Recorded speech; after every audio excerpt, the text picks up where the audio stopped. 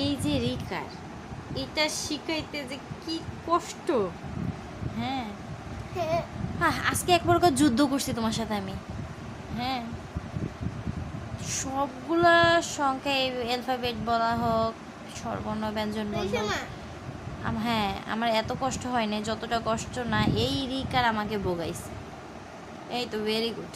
কিন্তু আমার অনেক কষ্ট হয়েছে, তুমিও বকা খাইছো, মার খাইছো, তারপরে যখন আমরা কি মায়ের সাকসেস। সাথে বন্ধু দেখ, মায়ের আমার তো লইয়া টানে, আমি ওদের থাপ্পড় মারি, আমি ওদের ওই মারে, ওই ভালো করে ওই কথা বলতে পারো, শুধু বোন তুমি আমাকে মারিও না, তুমি সেইটা দাও, আমি একটা আমার মনে হয় ওই আমাকে মারে কেন করে তো, একটা ভালো একটা না, একটা ভালো একটা কথা না।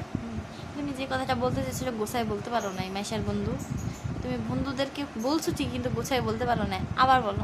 তো বন্ধুরা হুম। দেখুন আমি পড়াশোনা করতেছি, তোমার পড়াশোনা করতে পারেন না, তোমার স্কুলে ভর্তি করতে পারেন, আমি তো এখনই ভর্তি হয়ে যাবো, আমি ডাক্তার হবো, আমি পুলিশ হবো, আমি পুলিশ হয়ে সবাইকে গুলি দেবো, পরে সবাইকে ডাক্তার তাহলে করাবো। পৃথিবীর সব, বাংলাদেশের সবাই তো মারাই যাবে, তখন তুমি একা থেকে কি করবা? আমি তোমার মনে না, আমার মারবা না? না, কারে মারবা? আমার বাবার মনে না, বাবারেও মারবা না? তা মারবা কারে? তাহলে আমার কাকা তো মারবো। কাকারে মাইছো? ঠিক আছে, তাহলে কাকা যে তোমার দোকান থেকে মজা কিনে এনে দেয়, হাবি জাবি দেয়, তাহলে এগুলো কে দিবে? তাহলে আমি তাহলে কাকারে করবো না, তাহলে কারে? মিমে মারবো, মিমে মাইতে তোমার লেসু দেয়। হুম হ্যাঁ হুম। লিসু কাকা আনছে।